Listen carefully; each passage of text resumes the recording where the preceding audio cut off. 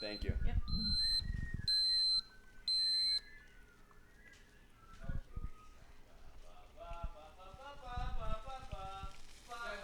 Hi, say this is the morning podcast with Jacob and Ethan. This is hell.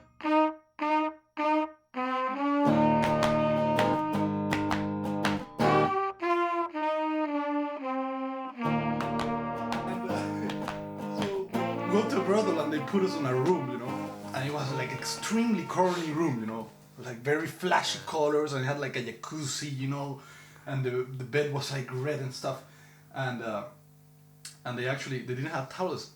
They did it like they literally the horse started coming into the room one by one and then doing like a little, like a little spin, which was really weird, I was just standing there like, okay.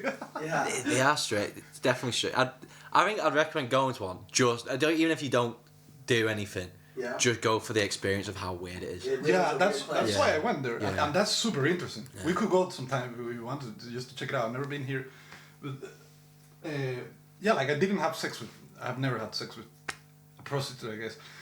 But well, and the saddest thing that I saw was that after the horse had displayed themselves and went out, the guy that was all Fuck bitches. yeah, he actually needed the opinion of my cousin in order to make the decision as to which one. Mm-hmm. But like he literally spent like 5 minutes, like, what do you think? And at the end he basically picked the one that my cousin picked. Yeah.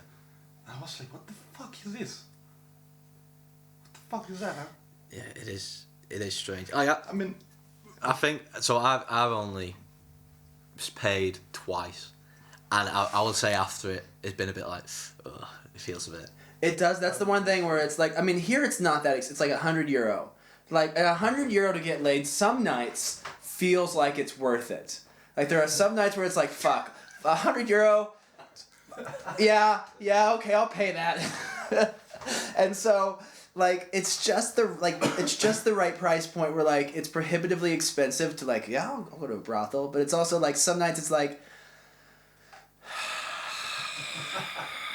But I think it's just, for me, the big thing is getting like some disease. Like I don't think you're gonna get disease from a brothel. No, and I don't think you actually would. But it's just the fear of it. Yeah, it's my opinion on like sex work. I think that it's fine, to be honest. Like I don't really have the negative. Like, oh god, it's fucking disgusting. I think what can happen like human trafficking wise, that's fucking disgusting. I think we can all agree on that. But I believe that someone shouldn't sell people. Your slavery is not. We are anti-slavery. No raping, no ethnic cleansing, and don't sell other people. Don't. It's really not that hard to be a good person. Just a few basic rules. Like they should put this show on like Barney or like kid shows. Like, hey kids. You never get told this at school, do you? You never. I didn't know not to sell people for sex because they never told me on TV. There was never a lesson on. It was always like, don't steal, share your toys, but there was never a lesson on ethnic cleansing. How was I supposed to know? Oh God. I actually the only 2 times I've paid have been here and in Brussels. Brussels, I was like, oh god, it was too fucking weird for me that. So I was solo traveling at the time, and then I met this guy called Ricardo, and then like I was flirting with this girl from Switzerland all night. I was like, fucking hell, she's incredibly good looking. I have this thing where I'm like, oh my god, you just fall in love with someone like that. I was like, oh my god, she's from Switzerland. And I tried at the end of the night, and she was like, no. And then there was this guy called George who lived in Brighton who was Spanish, and he kept whispering me like, let's go to a brothel tonight. And the more drunk I got, it just became more of an idea. I just shouted him across the bar, like, George, come on. Like, we're going. Come on, we're going. And then me, this guy, George, Ricardo, and 2 Polish guys went to this red light district.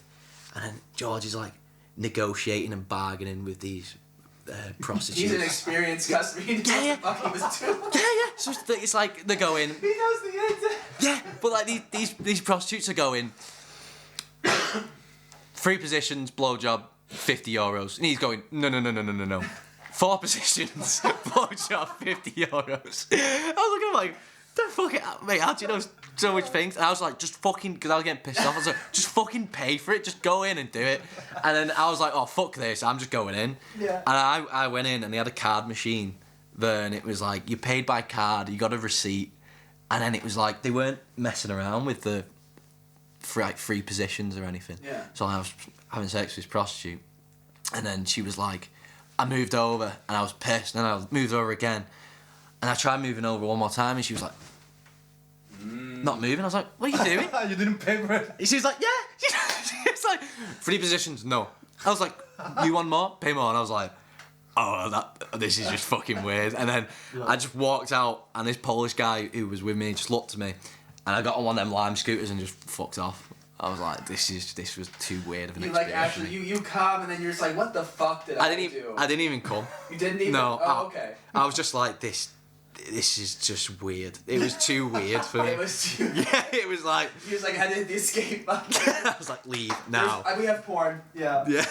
Dude, that's okay. Okay, really? That you were fucking the whore, and then at that point you're like, I would rather leave than finish the. Yeah, well, she's like going, and then I was like, right, okay, and then it was like, and now I've got no motivation whatsoever, and then she was It like, is a little bit weird for someone to be like, no, you gotta pay. yeah, and then she was like, right, anyway, time's up. I was like, okay, bye.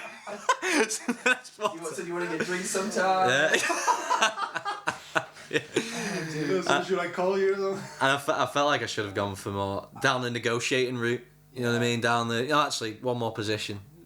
You should have got that 4th position. It's worth the €50. Yeah. I know that George from Brighton. He knew what the fuck he was doing. He knows you need 4 positions. 3's not gonna do it. Yeah. No, it's because if I was in university, because in the States, if we had like brothels that were easy to go to, I would have lost all my money on brothels. Because I used to go to parties and not get laid, and I used to get murderously angry. Like when I told you I went kind of psycho. Yeah. Like there was one time I went back to my room and I literally just took all my shit, and after a party, and I had a roommate, and I just started screaming and throwing my shit all over the room. Like, fuck this, fuck women, fuck everything. Oh dude, I fucking went psycho. I got to the point where like I had a knife. I was a girl. I was gonna go stab a guy. Really? Oh yeah. What? Really? Guy, like, She was dating this guy. Yeah. Oh, this is a whole story. Okay. This is a whole story. You want the story? Anyway, this girl, she was mentally unwell at the time. But basically, like I said, everybody I went to uni was super wealthy. Yeah. And she was like me, like lower class income. She was a writer, and we had this like, I had been into her I had noticed her from afar, and I thought she was cute, but she's not like typically pretty, but I found her attractive. Yeah. And so we ended up like at the end of this party, just like sitting on the couch together and just like having this 1.5-hour conversation, just like baring our souls to each other. Yeah. And then she's like, okay, well I have to go, so-and-so who she'd been seeing at the time, I have to go to him.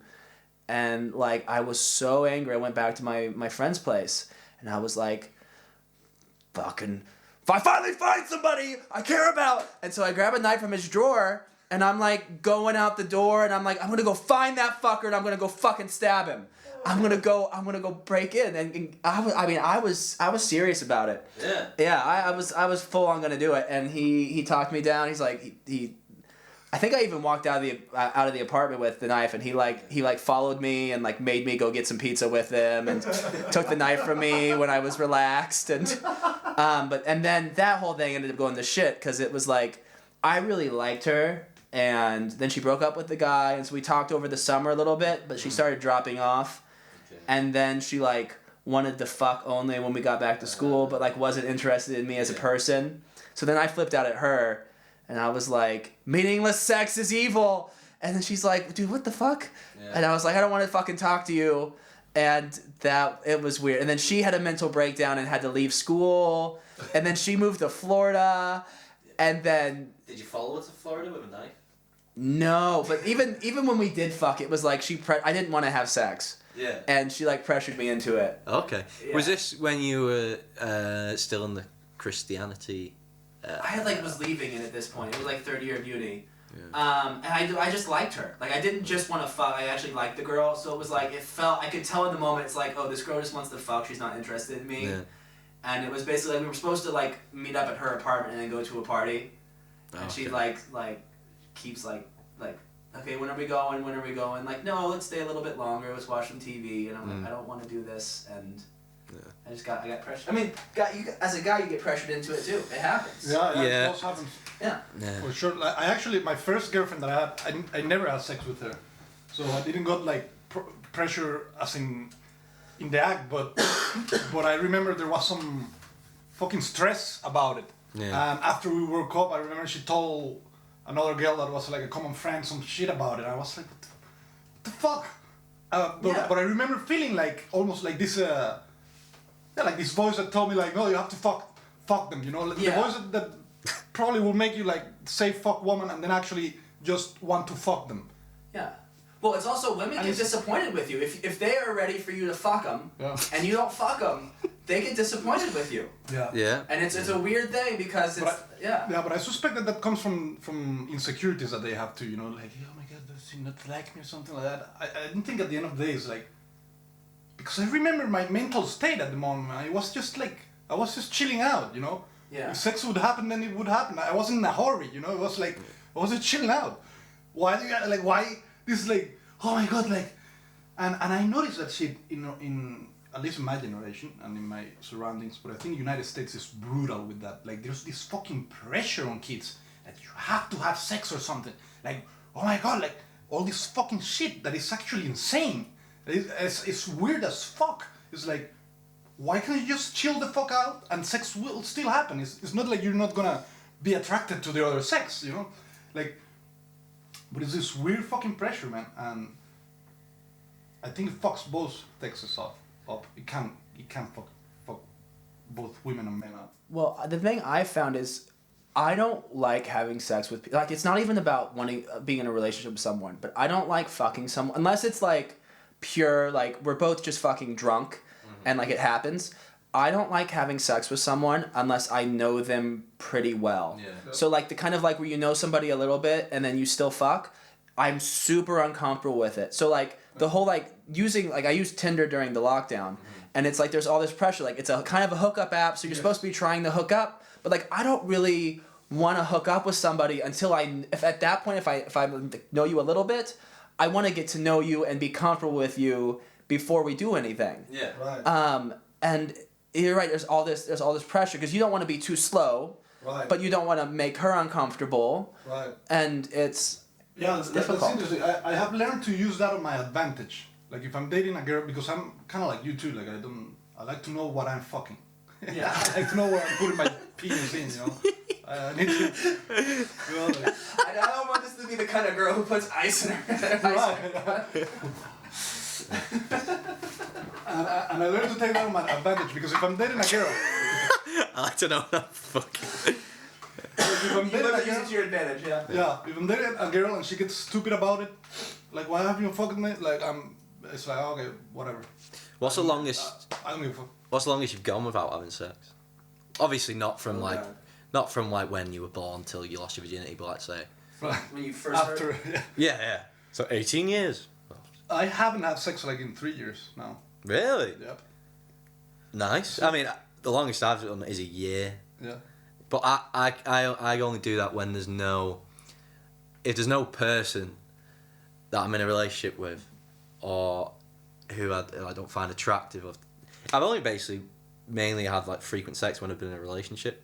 Yeah. I've always I can't be asked. It's hard. It's hard to hook. People are like, oh, to go to a bar and hook up. It's hard to hook up if you're a guy. Yes. It's really not that easy to get laid. Yes. Now, if you're your age, maybe. Because you're like young, if being a young guy, but you have to like lower your standards. You have to be like, I'm willing to just fuck what will fuck me. Yeah. No, probably 3 years, 3 or 4. I just broke a 2-year slump like last week. Yeah. So, this is something else. I feel like for your mental health, you should fuck more often. Because when you go too long without sex, it starts fucking with you. You don't know what you're fucking then. It could be. You start looking at cows and be like. You're just like, it's like, you're like sense of like your North Star is like going all over the heavens. The monkey brain starts coming out. But it's not even like oh I gotta fuck. It's just like there's something about it. There's something like nothing replaces actual human contact, like skin on skin. And so like you start getting weird. You start getting weird. My mates would say this to me like when I go a long period. I remember showing them my pubes once. They're like, mate, you need to start having more sex. It was just like fucking chaos. And they're like, yeah, you need to probably speak to more girls. Because when I didn't, honestly, when you saw this like you showed your dick hair to your mates. Yeah, my mates. What? I was just like, I'm sorry, but okay, this story is weird. it just I don't know. It just came up. We were just talking about pubes, and I was like, "Do you want to see my pubes?" And so then the discussion went from that to like, oh, you gotta fuck more people. Yeah, well, but a lot. So you could read on your pubes that you haven't fucked. You haven't fucked in like 37 days, right? They're like, that's approaching a year. That fucked me. Yeah. I don't know. It's kind of like when I'm by myself. Like I don't know. I enjoy just like not being interested in other people. Oh God, the older now that I'm like almost 30, it doesn't happen. But when I was your age, I was fucking girl crazy. Yeah. Like I said, I would have spent all my money on whorehouses. I would have gone broke. I mean, literally, I would have gone into debt just to have sex. Yeah. Oh yeah, I was like that. It was weird. Like as soon as I stopped being religious, like I was even girl crazy when I was religious. Like I was always going on dates. I was always talking to girls.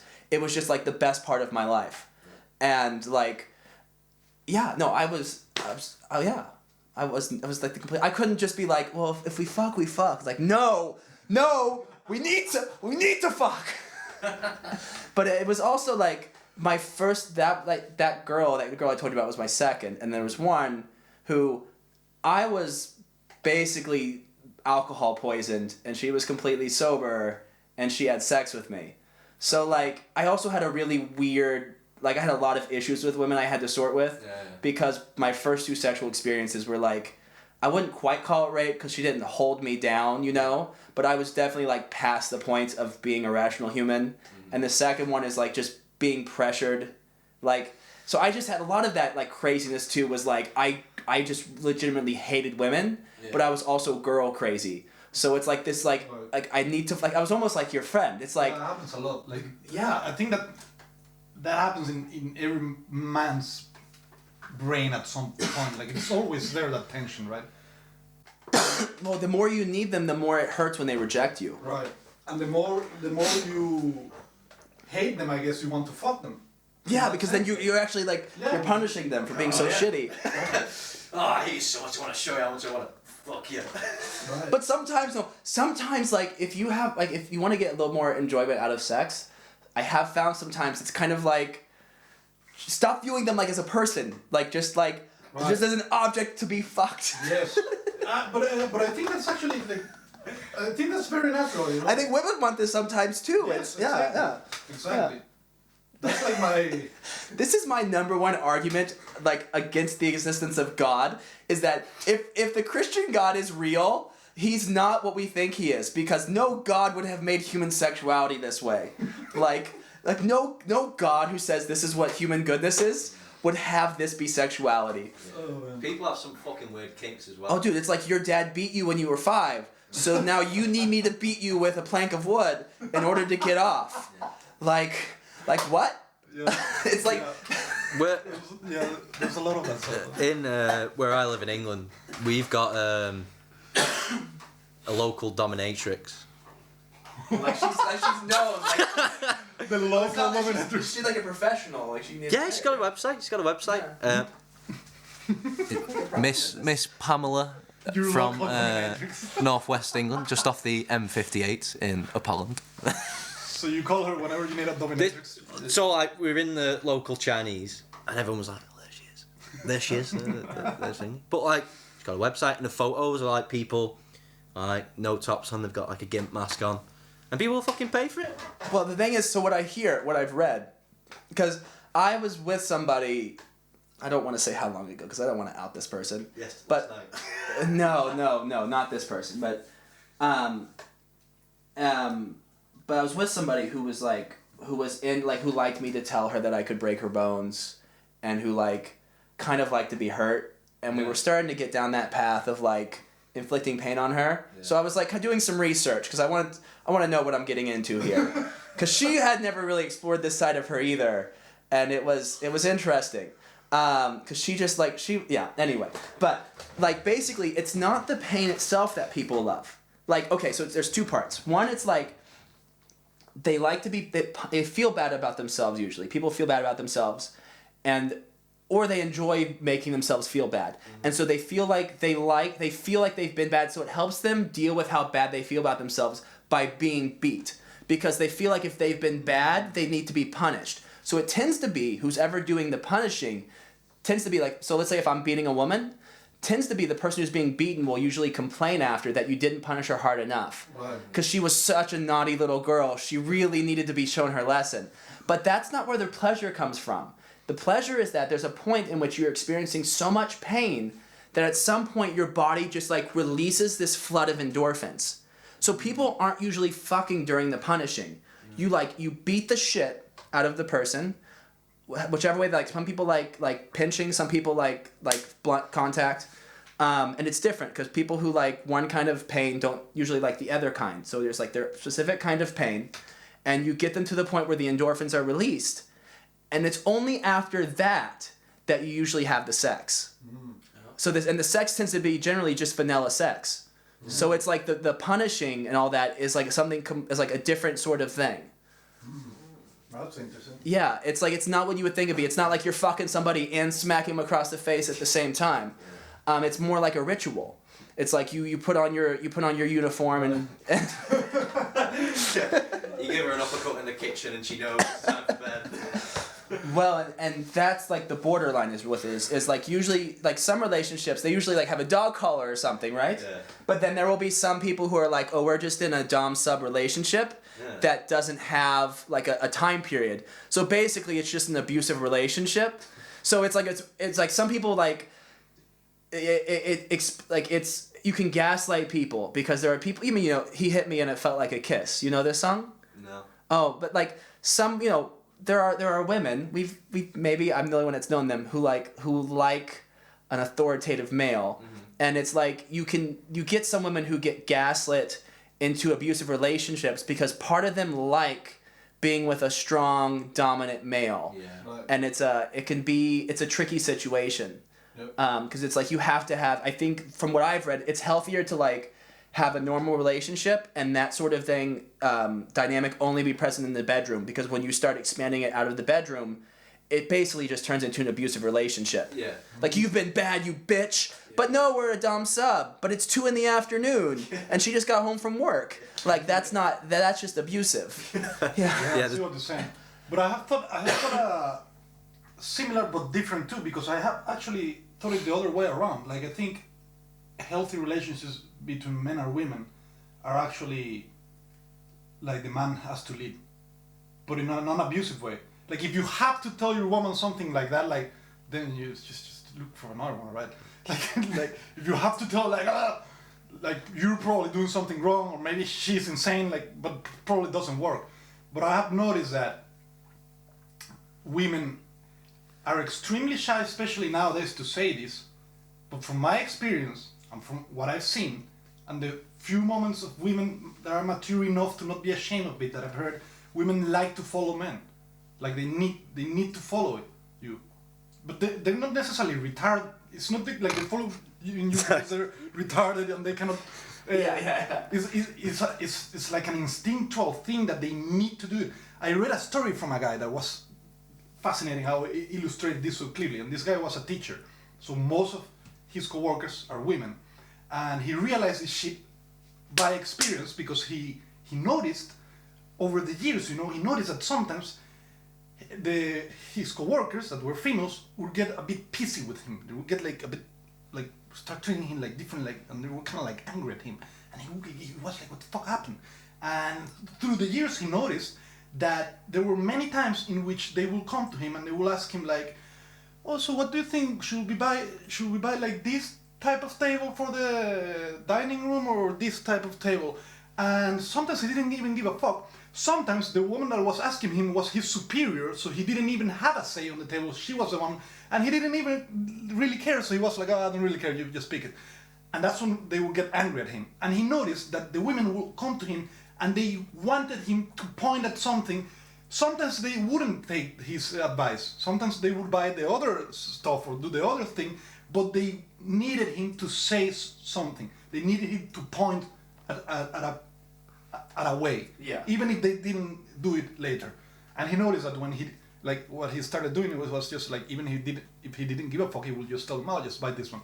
And then they will do their thing and they didn't care. But if he didn't do that, they will get angry at him. And I have experienced that in my own life, like. Yeah.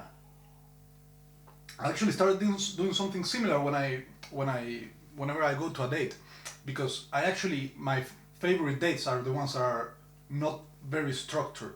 Like for example, I like to walk through the city at night, for example, something like that.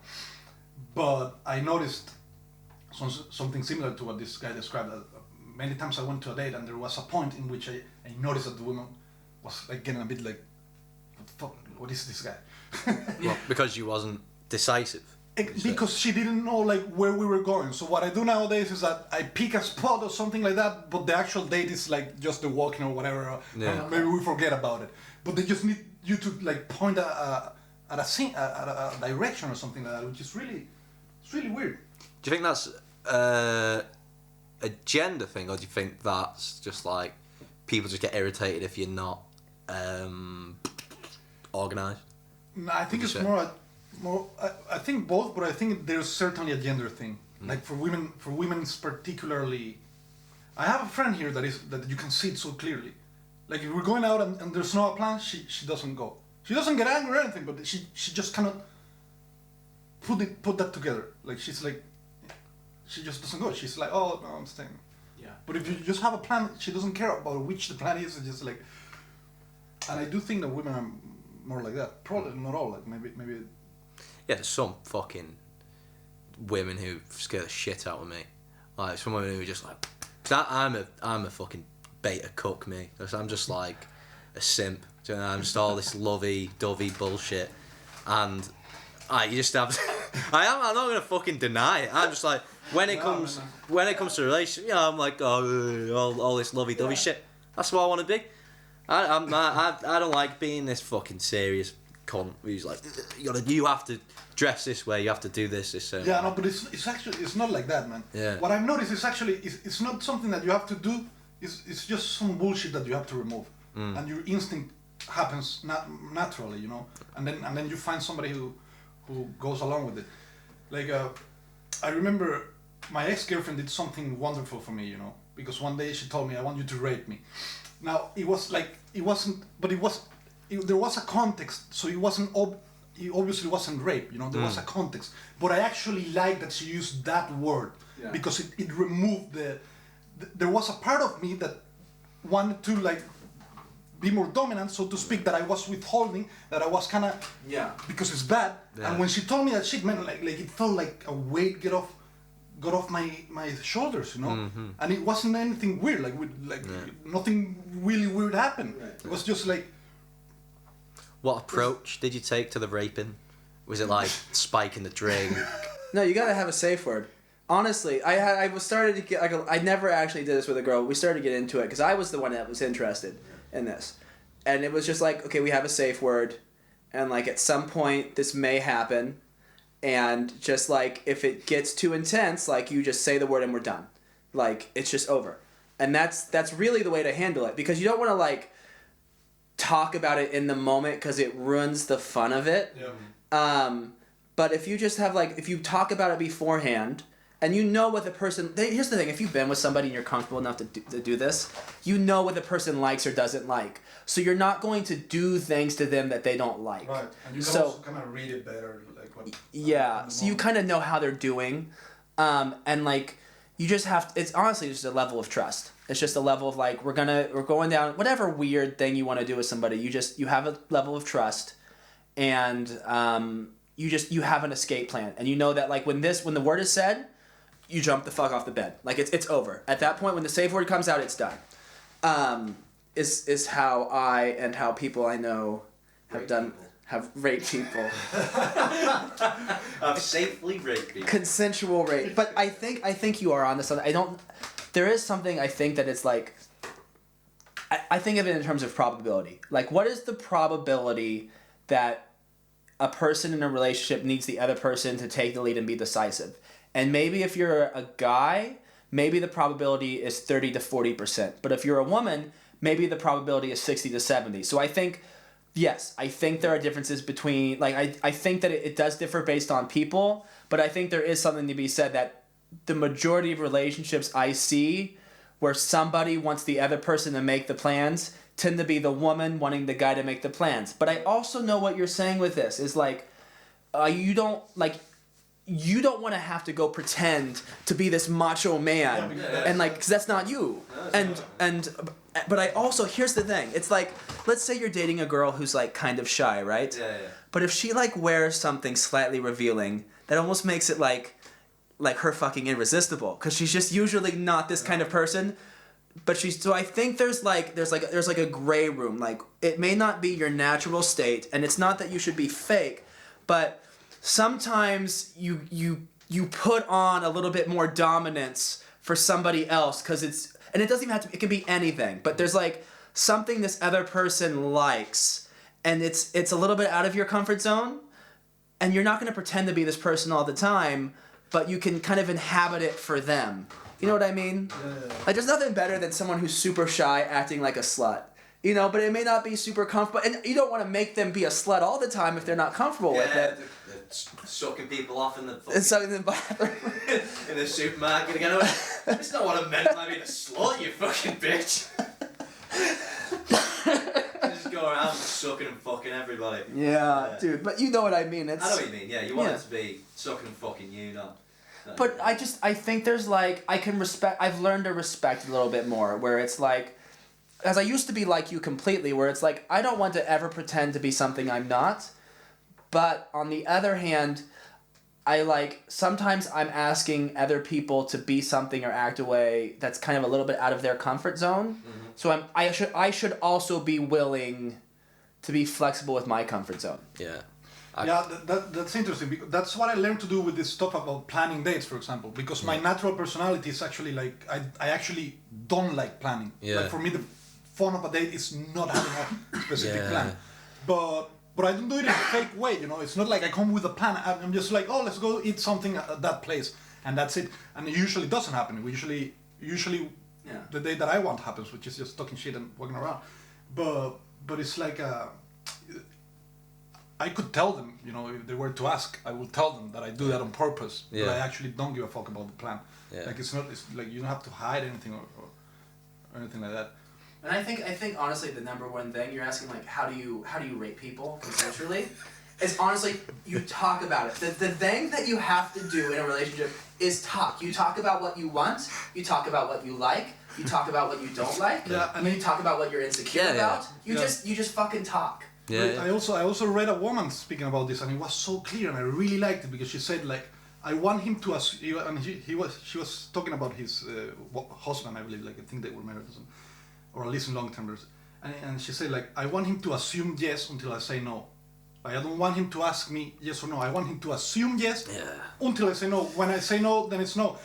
And then there's something on the side of the women too, you know, because there are women who actually do this no, but yes, no. Oh, no. I don't deal with that shit. Mate, fucking hell. You can't flirt with me, but I'm dating your best friend. There's a good Bill Burr joke where he's like, he says, no means no. He's going, well, it doesn't. He's going, like, if you go in, no, like, no means no. But no, stop it. Don't do it. No.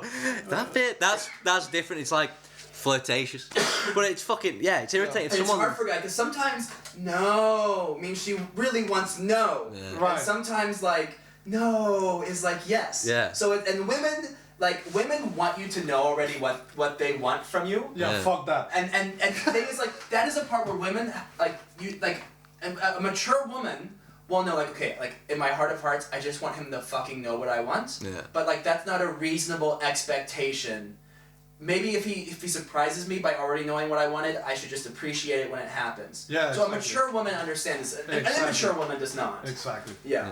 Yeah, I used to put that weight on my shoulders, you know. I used to think, what am I doing wrong? Until I finally realized. It also happened with my ex-girlfriend because she did it one time. Like we were about to, you know, get to the action, and she was like, no, and I kind of kept doing it a little bit, and she was like, no, and I was like, okay. And that was it, no problem. And then she told me like something like, oh, why didn't you keep it going? I was like, because he told me no. Oh, blah, blah, blah. And at that time I was like how the fuck do you solve that? But I actually solved that problem in my mind. It's like, I just don't do it, and it's unheard. And if she actually wanted it, then you're stupid because you said no. And it's more than that, because the way I explained it to her, it was like, look, when I'm on that state, I'm on my fucking animal brain. You remember you told me you want me to rape you, right? So I'm there. When you tell me the word no, you're engaging my rational mind, which is a fucking turn off, because that's what I don't want at that moment. So it's like, it's just stupid. That's why you have a safe word. That's why if she wants to say no, she can say no all she wants. But when she says avocado, then you're just like, oh shit. Yeah. But like no is, she can say no all she wants. Just take that, just sniff that bit and just say like, she can say no all she wants, and then it's just like, Jacob cancelled. But there's a great Louis C.K. You know Louis C.K.? Yeah. There's a great joke. Have you ever seen a joke about the girl who wants to be raped? So he's like, oh yes, I met this girl, this waitress at a bar, and we go back to my room, and I start touching. She's like, no, stop. And he's like, well, then she calms down. We keep going. He's like, no. So eventually we stop. We go home, each to our own room, and then the next day she asks me, well, wait, why didn't you have sex with me last night? He's like, am I supposed to rape you on the off chance that you like it? Right. Because there are, I mean... Yeah, that happens a lot. It does. It does. Yeah. It's very hard for men. Yeah. My ex-girlfriend had that stuff going on. Yeah. Because she did the both things. She told me that, and then she also told me no, but kind of yes. She didn't do it all the time, you know. Yeah. But she had this stuff going on.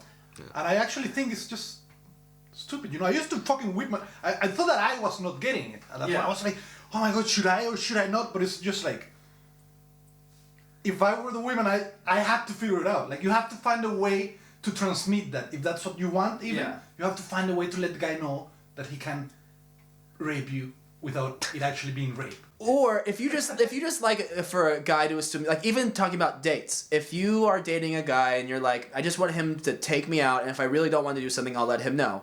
Then you tell him that. Tell him like, look, you just pick where we go, and then if I really hate it, I'll tell you. But I'd rather you just always pick, even if, and you gotta tell people. But it's hard because when I feel like there's a lot of stories like, oh, such and such man acted shitty, or such and such man did bad thing, but. And sometimes, or women, sometimes people do bad things, but I hate that we never have context. Because a lot of times when a really bad thing happens, it's not like the other side was being an angel. And I'm saying, if a woman has been shitty or a man has been shitty, there's usually context for what is going. It's like we were talking about underage people, right? Mm-hmm. It's like the girl, it's like what's traumatic to her, she wanted to fuck the older guy, you know. It's like, I don't know, okay, look, if I had someone... Not 50, that's a little young, because here the age is 15. But let's say I had, it's 15 here, yeah. Oh, is it? You were really excited by that. You have a girlfriend.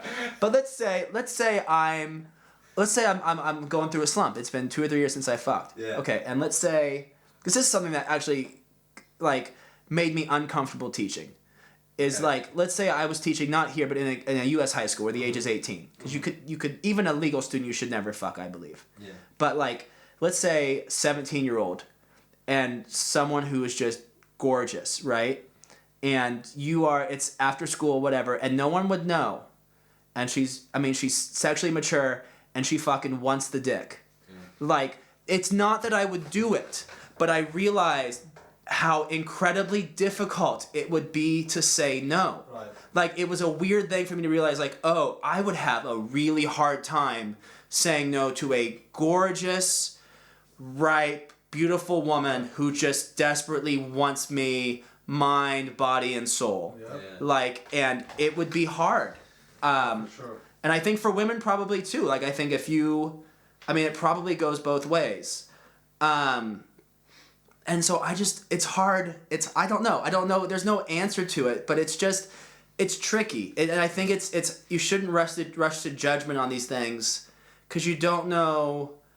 It's like not every 17-year-old that fucks a 25-year-old, you know, it's not like the guy was always this predator who was like looking to fuck a 17-year-old. Well, I guess the point I'm trying to make. Yeah, I see what you're saying. Have you ever... There's something interesting that happened to me sometime ago. Have you ever felt this feeling inside of you? Like, you don't have to answer, you know, because it's usually seen as something extremely negative. But I don't think it is. You know that sometimes you hear that something, maybe like rape or something like that, happened to a woman, and you get this feeling inside of you that is almost like an anger towards her. Probably if it's somebody that's somewhat closer, maybe a friend or something like that. No, Have something like that ever happened to you? So I'll share a personal story. So Like anger against her or anger on her behalf? Against her. Yes. Yeah. Huh. Not necessarily like super, but yeah, a little bit of like a... So in the Me Too kind of crap, they will call that victim shaming, right? And that does exist. I'm not denying that it doesn't exist. But I think that there's a lot of what happened to me. This time I was reading this article about a woman that got raped. And as she was describing it, my level of this type of anger was growing towards her. I was like, are you fucking retarded? You know, like... this. Oh, like this, like, why would you be taking better care of yourself? How did you put yourself in this situation? Exactly. Yeah. And many people are calling that victim blaming, but it's actually on behalf of her at the end of the day, because it's like, I was reading this shit and I was like, yeah, you damn right got raped. You're an idiot. But then this woman did something that many of them don't do. That she actually took responsibility. At the end of this article, she actually said like, yeah, I was a fucking retard. Like, I actually got the signals from the beginning, but I was thinking that, you know, I had to be cool or whatever, and at the end I got fucked. And that's what happened. And at that moment, my anger like dissipated, and I felt respect towards her. I was like, holy, yeah, thank you for recognizing it. Yeah. You were gonna make a point. Well, firstly, do you want me to go at any? You're welcome to stay. Yeah. I was thinking, what do you want me to do? Do you want me to go or stay? Are you comfortable? You say as long as you want. I'm comfortable saying it's going quite yeah, well. I think this is quite a good discussion. Yeah. I really need to pee, so I'll go piss. But I have a story related to that. So No, and I think there's something to be said about the victim shaming thing, because it's like I don't want to be raped, so like it doesn't matter. It doesn't matter if like the street is like full of rapists. Okay, let's say my street outside my window is just full of rapists, okay? Like I fundamentally don't want to get raped. So I'm going to take steps not to be raped. It's not right that there are rapists out there on the streets who are waiting to rape me. But like I'm not gonna like go about my life normally. And it's what I would tell my daughter. It's like, look, like, it's not fair. It's not fair that you can't go have a good time and then walk home by yourself at 2 a.m. and be safe. It's not right. It's not fair. But on the other hand, you don't want to get raped. And I don't want you to get raped. So please do the things that you have to do so you don't get raped. Right. And it's people get so mad, like, but we're just taking all the blame away. No, I mean, you're not taking blame away from the pieces of shit that rape women. Yeah, exactly. You're not at all. You're just trying to prevent this awful, traumatic thing from happening to people. Yeah. Yeah. And I think, man, this might be the most controversial thing about it. Maybe. That is like, I think women are actually becoming weaker, more weak than they should. And again, it's not like victim blaming. It's like, yes, rape is wrong, but isn't it more ideal to be the kind of women that can get raped and still not lose her dignity, like still not lose her mind about it? You know? I mean, ideally, I'm not saying like that you should expect that, but it's obviously better to be able to be raped and still survive. Well, and I think right? you could even take rape in a metaphorical sense. I want to let you get your point that you were going to make, and then I want to respond to what he said. Also, is it where the mic is for him? All right, will it pick him up? I think it's better just leave it as is, because then I can just do some post-editing. And Right. So I know somebody who I was personally involved with, and it was like a relationship, and cheated on me, blah, blah, blah. And it was like, initially it was like, she cheated on me. And then it's like, the conversation got further. It was like, she told me the story of what had happened. Then it had changed from like cheating to like, oh, I've been raped. So I was like, okay, let's break down the scenario. So the scenario was, she was on a night out with someone in a uni accommodation, and they'd all been out. And then in the kitchen, they started kissing. And she texted me like, oh, I don't know what to do, just kiss this guy.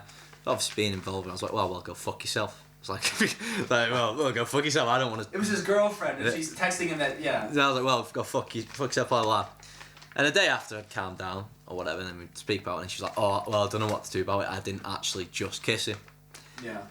Then we started talking about it, and then she was saying she was drunk, and then, like, she said she'd passed out, and she'd woke up with her on the bed. She remembers being in the kitchen, but she can't remember getting to the bed with her knickers or pants down to here, and she woke up like that and was like, oh, and then she was like, oh yeah, so I thought I was raped. I was like, right, okay. I was like, oh, okay, and then like she ended up sleeping with him again after it was like, oh yeah, I was seeing if you raped me. I was like, so she asked the guy? No, she had sex with the guy the first time, and she like woke up, doesn't remember it, so she's like, oh, I was raped. Then she had sex with him again and said, oh, I just wanted to see if he had raped me. Yeah. Are you fucking kidding me? Yeah. So she wanted to check if she could recognize. Rape? I don't know. I think it's bullshit. It's so I was like, but so at this time I was like, naive, simp. You have to love your girlfriend no matter. You have to believe whatever they say. Believe women.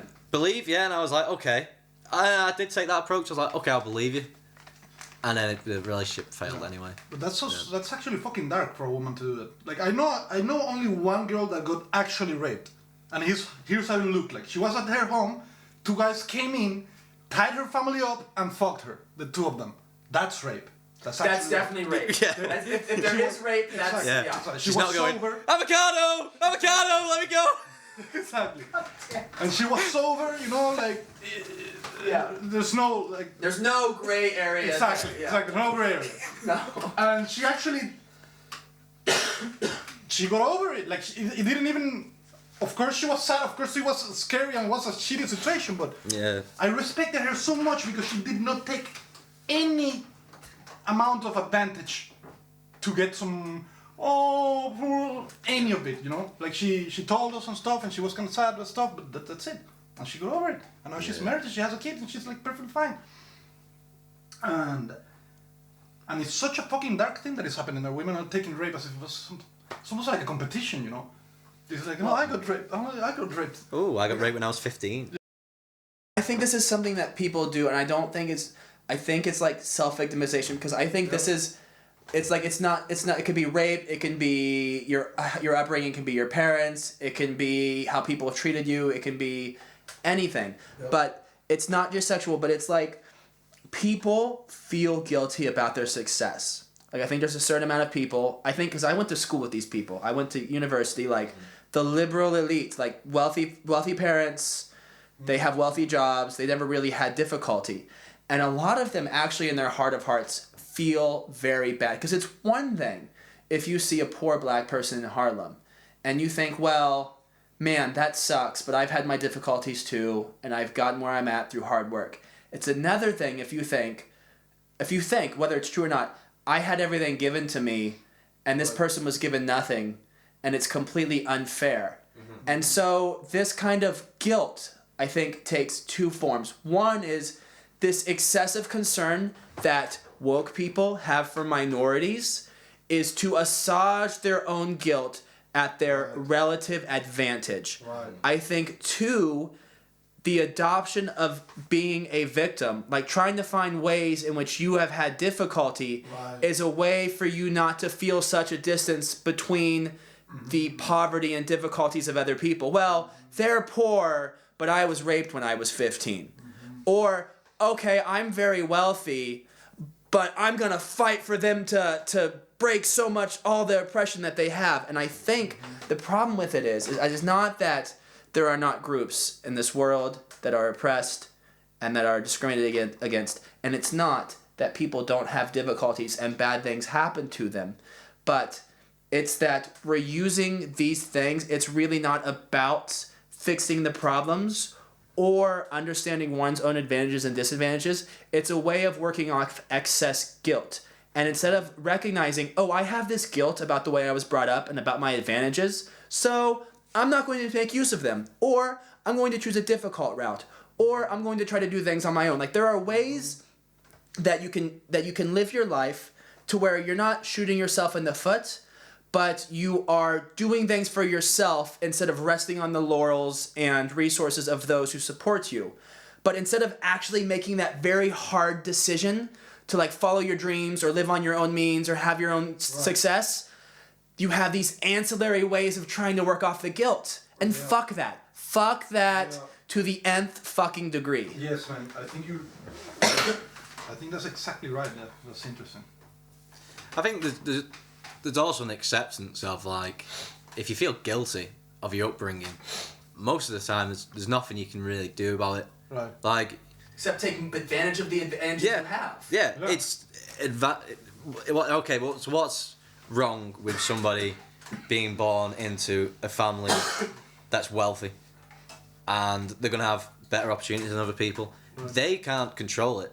They've just been born out of this vagina that it's just happened at this fucking time. Yeah, exactly. But there's this big push on, like, oh, you should feel guilty for your upbringing. You should feel guilty that everyone else in the world has it quite difficult compared to you, compared to this group of people. Right. And it's like, I think we can all understand that some people have it bad. Some people have it better than us. Some people have it worse. It's like, is that just the natural flow of things? Like, it's not like, I feel like people aren't, most common people aren't going out there not knowing that they're oppressing other people. Right. Like, that they're denying other people opportunities. Most common people. Maybe elites with billionaires with loads of money, they might deny some opportunities to some people, but most, I'd say, us three, it's like, what are we doing to stop black minority people getting oppressed? It's like, I try not to do that. And I had an argument with this American girl and Canadian girl because they were like, oh, I had my head shaved at this point and I was white, and all they kept saying to me was like, you're a white cisgender male, like, you need to look at your white privilege. I was like, shit. I was like, right, okay. I was like, so we were on the same flight to Malta. We were going to. I was like, so I said to her, I was like, what's the difference between me and you? Like, why are you on this flight? Why do you have this opportunity rather than someone else? Like, why do you get to take such an advantage as well?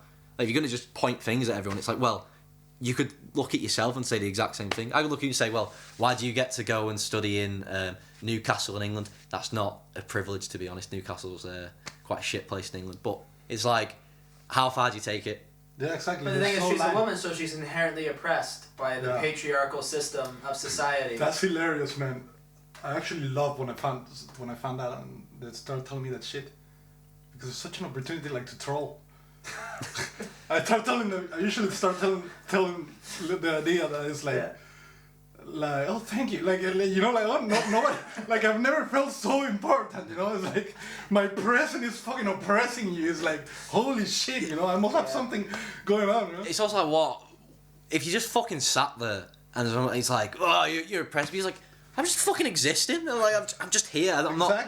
You know, it's not like we're all. You should start taking the compliment, man. It's like, fuck yeah, I'm gonna press you. Yeah. Do you need to go out for a smoke? Yeah. If you just buzz 4, I can let you back in. What? If you buzz 4. Okay. Cool. Yeah. Okay. Well, that got interesting. I don't know. Do you want to tell a story, or you're welcome to stay as long as you want, or? It's up to you. Christina's making pancakes. Okay. I'm not sure when she is, but that sounds very persuading. So I'll probably wait until the natural flow of this ends and then go back. There was no plan. I just like. No. This is gonna be a bitch to edit because I don't know how I'm gonna do this the sound, but I'll find a way to make it work. I might just use one track. Because I didn't plan this at all, but it's like, well, the mics are on, we're talking, might as well just roll with it. Yeah, dude. it's funny because I feel like Bill Burr is the best for like the whole patriarchy thing. Like, you've heard his joke about where he's like, "Oh, you're sipping your fucking margarita in the mall. Like, aren't you so fucking oppressed?" You know what I mean? Like, "Oh, you poor white woman." Yeah, dude, it's because I don't know. Like, people do have structural disadvantages, and there have been like, but I think, like, I don't know. Have women historically been oppressed by men? I don't know. It's a good question. Because if you look at like Victorian England, that's not an era. But even then, like it's an industrial era. Yeah. Like it is still a physical work era. Yeah.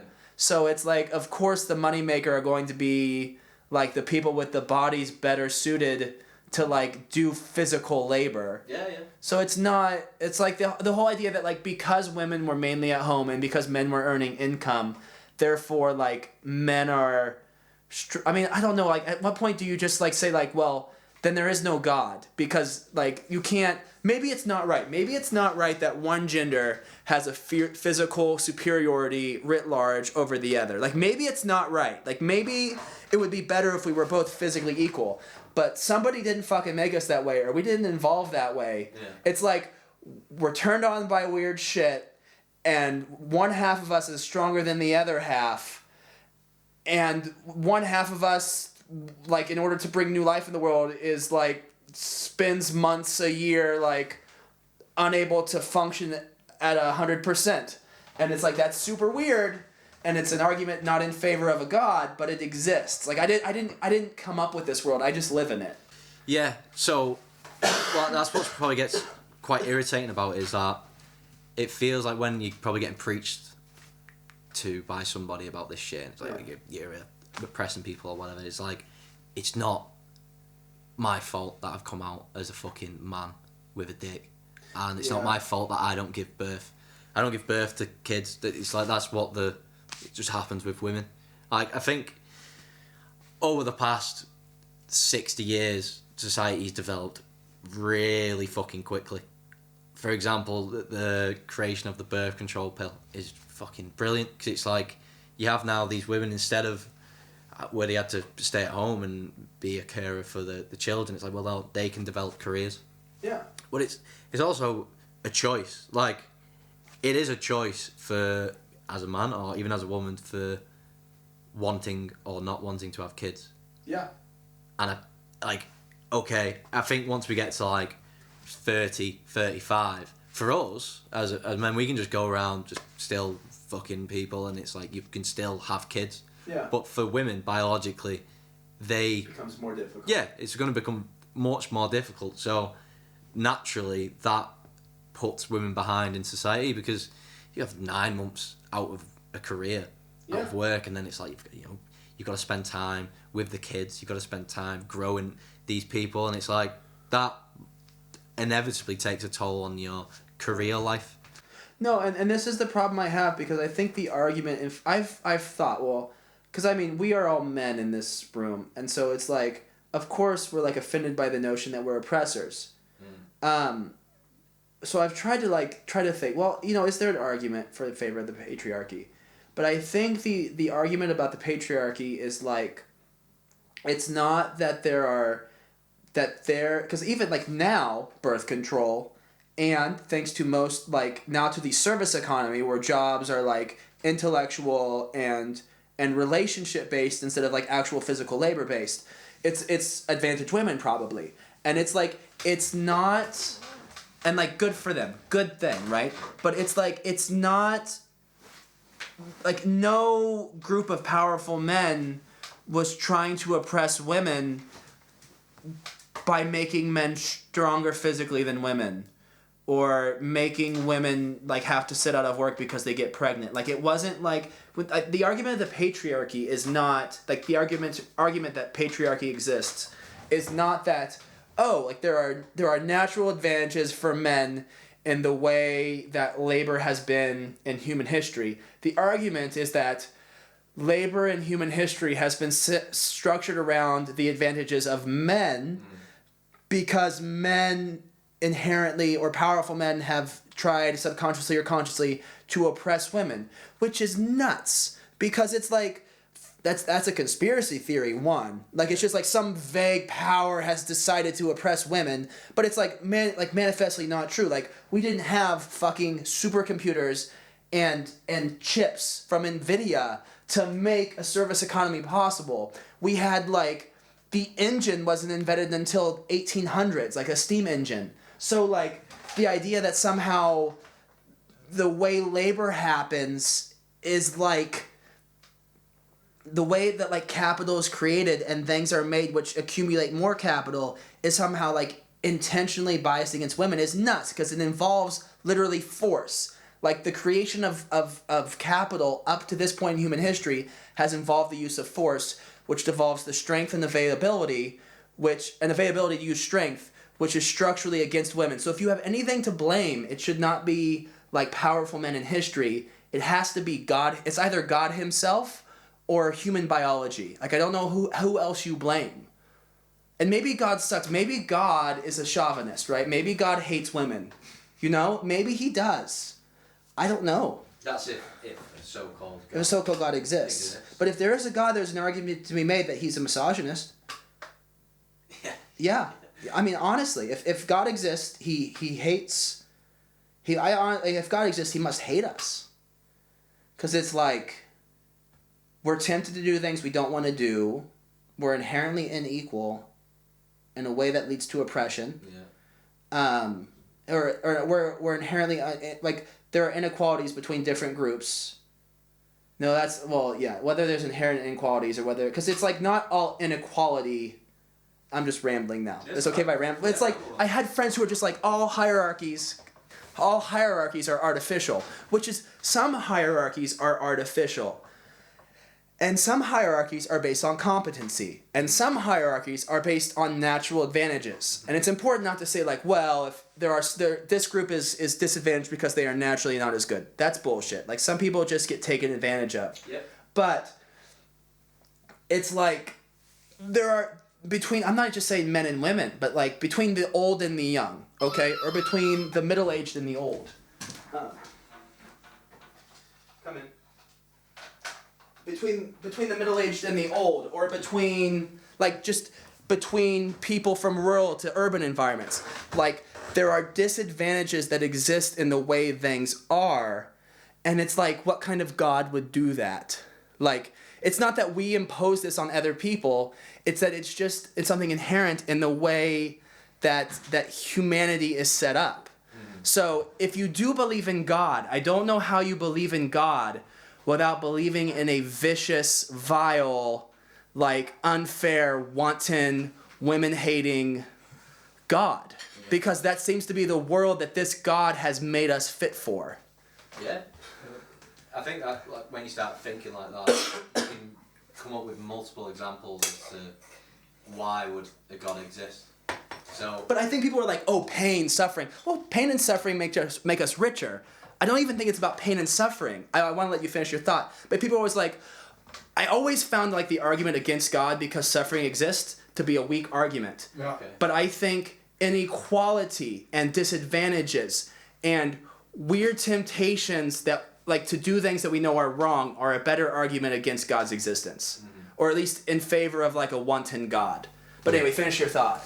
Well, I was going to tell you a story. So on Halloween, so someone I work with is Christian, and it was the first openly Christian person I'd met. And by that I mean she'd talk about God, and she would pray when we'd get food. So it surprised me. And when I was going through all the visa shit, she would openly say to me, "Oh, I'm actually praying for you," which kind of spooked me out a little bit. I was like, okay, that's weird. So I was like, so how do you pray for me? I don't know that is. Yeah, I was like, what's that mean? So I remember when I was younger, and I was because in England when you go to a primary school, it's like you're kind of forced to go to church, and sometimes, I'd go home, I'd pray, but it'd be like for stupid shit. It'd be like, I hope that when I'm older I can play Gears of War, like, because it's. I was thinking, like, I couldn't buy Gears of War when I was fucking 8, so my mum would buy it for me because it was an 18-year-old game. So you know what I mean? I was just praying for stupid shit. And then I don't know. My brother kind of converted me and was like, this is a lot of bullshit. And I wasn't 9 years old and completely coming up with great philosophy ideas against God. It was just like, this just seems pretty weird. Yeah. I just don't seem to like this, so I'm not gonna do it. That was my experience as well. It was like, yeah, it's like just fucking weird, man. Yeah, so on Halloween, me and my mate Danny got invited to a Christian Halloween party. And I was like, okay, I'll go. And we were promised drums and guitar. So we were like, okay, we'll bring guitar, we'll play. And then as soon as we got there, it was like, oh, they said you can't use the drums and guitar. So I was joking, I was like, they're going to try. You can only play if you're a member. And I was like, oh, okay. Oh, yeah. And I was like, what's going on here? You trying to convert me, are you? Uh-huh. I'll see what's going on. So it was just like, there was some Christian things going on. And then this guy, they showed a movie, like a Halloween movie, and at the end of it, this guy goes, what can we all remember about this movie? And he goes, it said there's something out there. There's something out there. But my mate was like, yeah, like the spooky bald ghost that's gonna eat your family. But it was like everyone in the room knew that he was gonna go on like some spiritual God rant. And my mate was just like, yeah, like some spooky monster that's gonna eat all your family, and it just went really quiet. But I get in them moments where, you know, where you shouldn't laugh, but you just fucking uncontrollably laugh. So I'm like this going, oh my God. So I'm laughing, and I ended up saying to the guy at the end, like, listen, I'm sorry, I was laughing at what you were saying. I respect that you've got your beliefs. I don't particularly believe in God myself. Like, I just think that I don't know. I can't really give a strong argument for it. I'm just curious about it. So I was asking him, like, how does he pray and all this stuff. Right. But then, which is a way, sorry to interrupt you, Sorry, man. it's a way to get you kicked out of it. Like, because I remember when I was a kid, I went to do this confirmation. You know what that is? yeah. Because a friend of mine, was a girl, was doing it, and she basically told me, yes, come. I was like, yeah, okay, why not?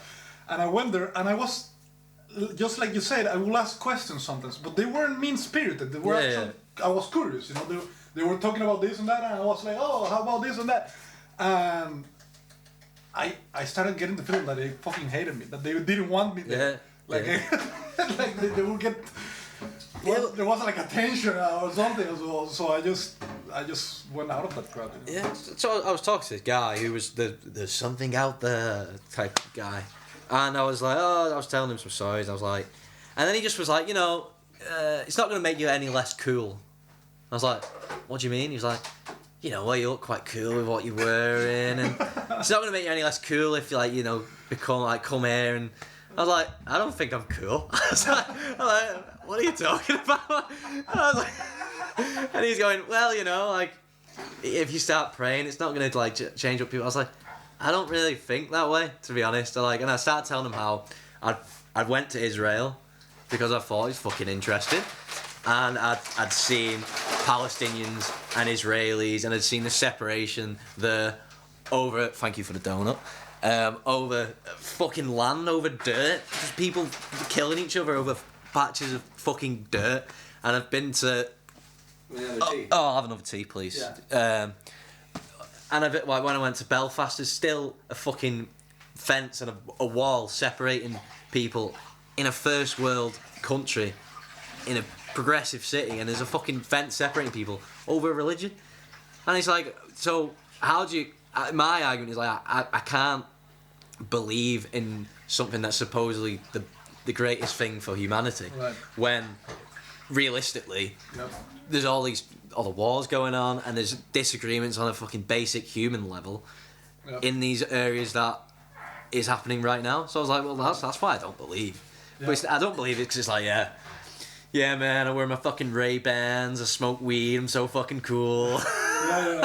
I agree with that, but lately I have changed my way, and what I'm doing now is like that I'm flipping the script, like I tell those kind of people that they're not religious. It's not like I go out and tell them, but if I'm speaking with somebody and I realize, and they're trying to convince me that they're religious and with this bullshit, I'll tell them, I'll try to let them know that it's like, no, you're not religious, you're full of shit. Well, there's a difference. Well, like, I've lost me fuck. Go on, carry on. I'll come Yeah, back to it. like there's a difference, you know. Like, I only met 2 religious people that I will call religious in my life. Mm-hmm. Both of them, if you have asked me when I was a teenager, I wouldn't have considered them the religious. Mm-hmm. Weirdly enough, because they were Christians, but I never, like, not one time saw them like spinning any kind of bullshit. Mm-hmm. You know, it was their stuff, and and one of them was my father, and he actually told me something really interesting once when I was a little kid, because my mother was trying to take us to church, and I hated it, and I didn't want to go, and I found out that my father wasn't going. In fact, I never saw him in church with us, and I was like, so I went to him and I told him like, hey, how come you get not to go to church? And he took like a couple of seconds to think it, and then he told me like, well, you know, God is my friend, so I don't have to do that bullshit. Like, God is just my friend, you know, so I'm like, I don't have to go and like do all this crap. And in a way, he was hinting at the hypocrisy of all this stuff, you know. Yeah. In a way, at least in my interpretation, looking at it at the past, you know. But yeah, so I don't take those people's words. I don't take those people as a representation of religions. Mm-hmm. I take them as a representation of religion gone wrong. Okay. Yeah. Yeah, and I think it's important because it's on them. It's like you fucking making it wrong. You bullshitting yourself and using this old stuff, I don't know, for your own bullshit. Yeah. Social posturing, basically, like some. So what else this guy was on about? He was talking about like heaven and get like he was saying like, you know, you need to think about what you can be doing to get to like heaven. So I was like, well, isn't that basically selfish? Because if you're outlining your decisions based on the idea that I have to get to heaven, I have to get to this good place, then you might not be thinking of what's the actual good thing to be doing in that moment in time, because it's a self-interest. You're going, well, if I want to get to heaven, then I've got to be this way, this way, this way. But if you're thinking of like, well, oh, hang on a minute, in this moment in time, I have to do the good thing for everybody. Right. Whereas if you've always got that interest in, I'm going to do the good thing to get somewhere good, then I think it's self-interest. Yes, I agree 100%. And I some people get even entitled about it. It's like, on their lives, it's like, no, you know, I've been praying, and then something bad happens, and they're like entitled towards their own belief in God, and they feel entitled about it. It's like, no, and it's insane. It's like insane. I respect it though. Like what I was saying when I was there, it's like they had their little community and they had food, and I think it's good that people have this community. Yeah. But what I don't like is the kind of preachy trying to convert people to like that side of the argument. Like just having a discussion is better than like a manipulative conversation to be like, oh well, come join us. Come on. Yeah, and trying to sell you the idea that you're like fundamentally wrong and you don't know what life is about, but we're going to tell you, right? Yeah. Like we're gonna solve that problem. Yeah. And it's like, no, you don't know either. What the fuck are you talking about? Yeah. Because people, I mean, they don't know. They don't know 100% of what they're saying is true. Exactly. How can you like? The older and older I get, the more and more I just like I don't have much patience for judgment, like a judgment of other, because you don't know why somebody does something, and you don't know what the circumstances around it are, and then like you yourself don't necessarily know what is right. Like who are you to like who the fuck made you the moral authority? Yeah. You know. Right. Which is funnily enough, it's exactly what Jesus Christ is all about. That's another thing that I found, it has blown my mind. Like, according to what I've been able to understand reading the Bible, because I've been reading the Bible lately. Okay. Because it's extremely interesting. And I haven't read the whole thing. But from what I've read, and I've been able to understand, on my experience, the people that I've met that are closer to the actual thing are atheists. Or at least they will call themselves atheists. Okay. Because what he just said, for example, is one of the few things that is clear as fuck that Jesus literally tells people. Like, no, you don't fucking get to judge other people because you're also an idiot, basically. and it's clear as fuck. Like it happens several times, you know. Yeah, it's literally like judge not lest you be judged. It's Right. It's also like And take the beam out of your own eye before pointing out the little... speck in your brother's. Yeah. No, it's definitely. Yeah, no, it's in there, right? It's in there. Yeah. And I mean even he, like, it's, you know, you can make an argument that he's bringing his own orthodoxy and he's replacing the Jewish one, but you could also make the argument that he's against all orthodoxy because he, you know, you're not supposed to work on the Sabbath, and his disciples are picking grains. Right. And it's like, well, or it's like you know, Peter has the vision in the Acts of the Apostles, like clean up and eat, and he sees all the unclean beasts and he's supposed to eat them, and it's like. I mean, the Gospel and Acts, but especially the Gospels, in some sense, are an argument against rules. Right. I mean, even Paul's letter to the Romans is Jesus, like the freedom of Christ is a freedom from the law. Right. And I mean, you can spin it, and I think the Catholic Church does. Well, they're talking about the Jewish law, not the new law. But if you take it just at face value, it's talking about orthodoxy, no matter what its form. Yep. Yeah, and it's basically telling that you have to think for yourself in a way, and that you have to develop common sense in a way. Like it was funny to me when I read is it the Gospels, like the for Matthew and the Gospels. The Gospels, because I could call it like a treatise on common sense. Like the whole Jesus is going around, literally like telling people, use your fucking common sense. Like the one you mentioned, you know, like there's a guy and the ship fell into a hole and he's like, oh, I cannot pick it up because it's Sunday or something like that. And he's like, no, like if your ship falls into a fucking hole, you just pick it out. Like you just grab it and take it out. Yeah. And it's really interesting because, as you say, it is about like not allowing yourself to be bullshit by laws and actually finding the stuff from within, right? Like finding what is right from within. So it basically attacks any kind of organized religion that is based on these are the rules of how to live. Yeah, because you know, I don't know, I mean, we both grew up Catholic, yeah. So it's like growing up Catholic, you know, Catholics think they already know what problems people have with their religion, and they have an answer ready. Right. But what actually happens is like they don't realize the real question people have, which is just, I'm living life, and like it's like because like I think there's something to be said about Jesus shows up. He's like, yeah, when you see your sheep in a hole, you're gonna pick the damn sheep up. Right. And I think that the problem that really people have with religion is like, they go to it without having any background in it, and then like your experience, like you go and see it, and you're like, this is just kind of weird, and it's kind of unnecessary. Right. And there's things they're telling me about how I work and how I should live life that are like that don't jive with my natural impression of what I am and what I think I should do, and it's like, I mean, Jesus would say, well, the sheep's in the hole, you take the sheep out of the hole. Right. You want to do this thing, you do it. You feel like this thing is bad, it's bad. You want to do it and you feel like it's bad, well, don't do it, even though you want to do it. Like, it's pretty simple, but, like there's an argument that Jesus argues against the unnatural.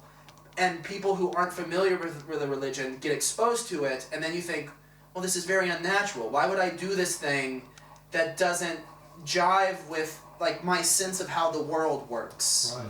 And the sense of the way things are. Because I think we all have a sense that, like, maybe there is something more powerful than us. Like, maybe there is something governing the world. Maybe we're not all that there is.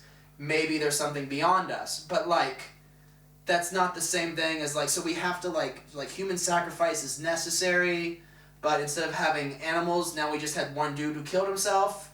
Like, that doesn't jive with my sense. Like, it's weird. It's weird shit. Yeah. And I'm not saying just because it's weird, it's wrong, but I don't know. So, if you don't mind me asking, Jacob, where do you stand now on your religious beliefs? I keep hoping that I will come across some religious belief that I can believe in, but more and more I'm convinced that consciousness is a product of neurons firing, and that after we die, it's a cessation of consciousness, and that's it. Yeah. Because it seems to me that the more we come to understand the human brain and the human body, the more there's a natural explanation for consciousness. And if we are able to explain, honestly for me, it's kind of the hill I die on. If we're able to explain consciousness solely by how the brain works, like if we come to an understanding of the brain that explains consciousness, then like I don't think you can argue in favor of God. Because the history of religion is like there's something about us that extends beyond our bodies and the way our bodies and the natural world works. But if in fact that sense is entirely explainable by nature, then, I mean, because the human brain is the most complex thing in the universe. If the human brain, if consciousness is purely explainable by neurons firing, then it's easy to imagine a lightning strike hitting a pond and making the first multi-celled organism. And I mean, it's easy to believe that. So that's where I'm at with it right now. I don't know, where are you guys at with it? I mean, you said you're reading the Bible more, and I know you've been saying, kind of the reason I bring this up is because I know you say you've been interested in some religion. You want some more coffee, right? I could have some. Yeah. My position nowadays on it is that, first of all, the most important thing to say, I guess, is that I do not believe at all in any superstitious bullshit. Okay. That's important for me to say. Yeah. But on the other hand, I don't see, for example, that what you were just saying is mutually exclusive with the. In my case, I don't even call it a belief.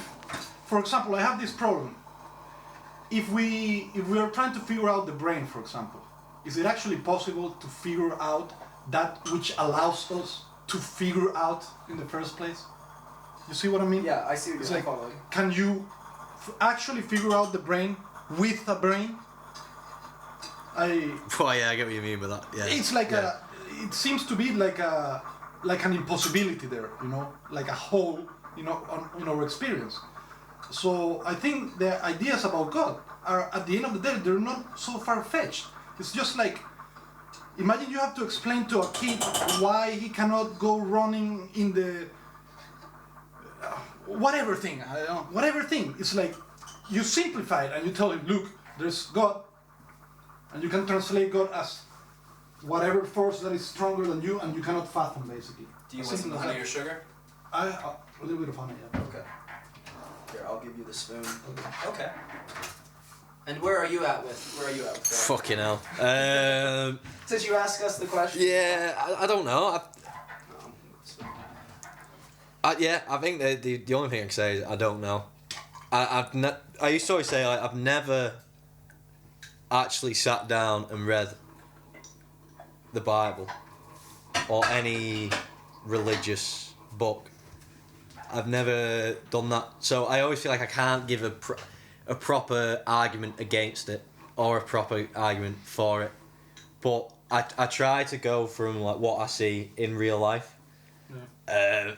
So I don't know. I'd say, would I give myself a label as an atheist?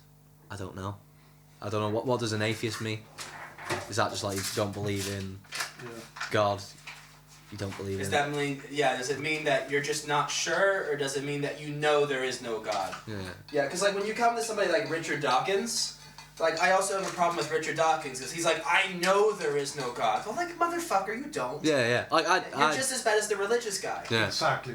Like I don't know if there is or isn't, but I'd say based on like how I'd live my life is just try and do a good thing and try and do like what I think is the right thing to be doing. Right. But I don't use a religious idea to guide that. It's just Right.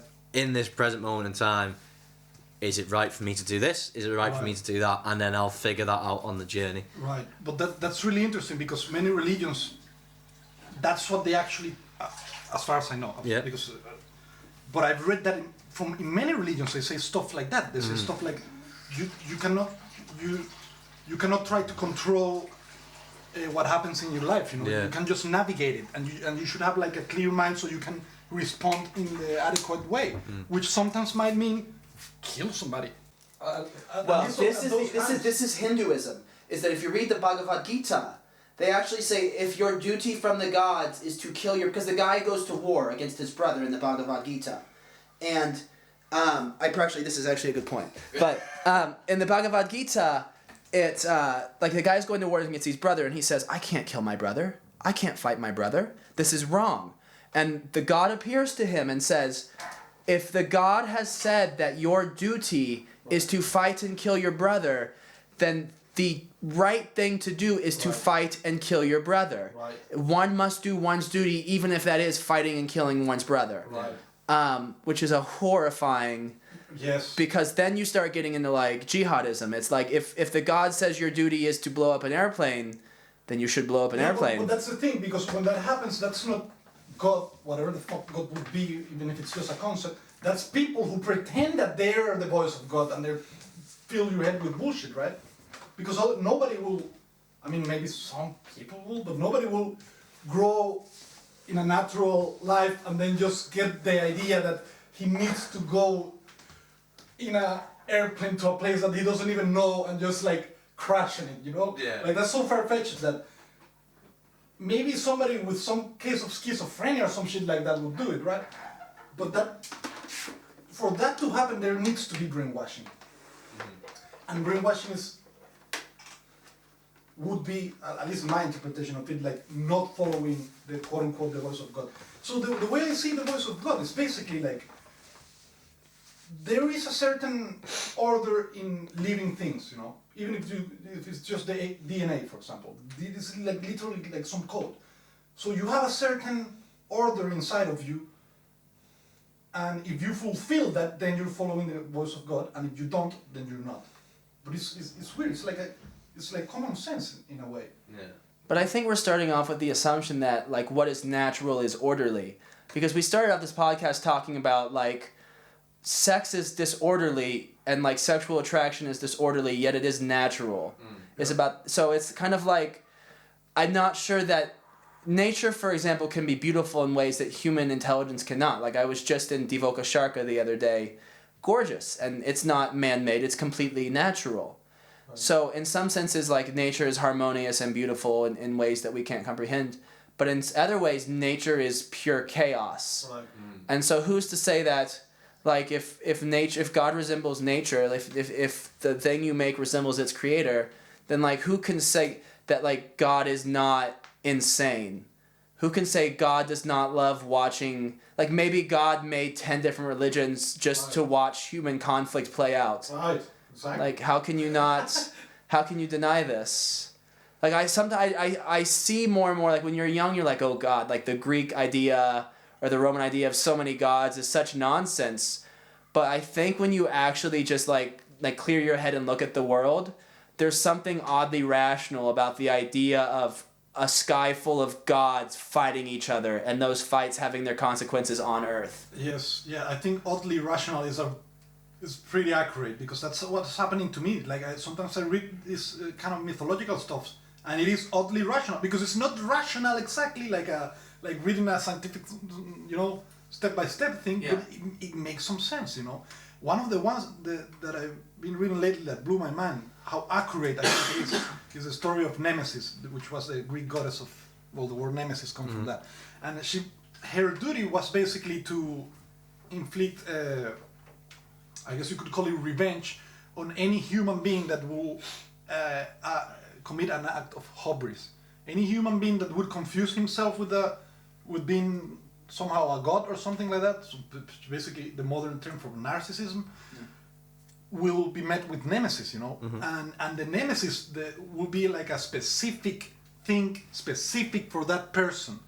And I read the same idea in Hindu mythology, exactly the same idea. And I have seen that to a certain degree in my life, you know. Like, I remember, for example, many of my childhood friends or people that I were with school with that were obsessed with not being losers. And they were committing two wrong things that you could call a sin in a way. First, they were convinced that they had the proper definition of what a loser was, even though they were like fucking 13 years old or 15. And second, they were convinced that they could judge it and do something about it. So they were obsessed with the idea of not being losers, and they will behave like losers. They ended up being complete losers, and they couldn't see that their behavior was similar to those that they were judging as losers, even though in the outside they maybe dressed differently or whatever, because they were dressing not as losers or something like that, and all of them ended up being exactly like they were afraid not to. Yeah. So it's actually like there's an accuracy there that is fucking creepy, you know, that I don't believe is a superstitious thing. I believe that if you act, it's kind of like if I tell you don't think about the yellow elephant, right? Yeah. If you live your life trying not to think about the yellow elephant will be always present. Your mind will be shaped by that shit. So if you live your life like not wanting to be something, your life will be shaped by that. Which is it's fucking mind blowing, you know.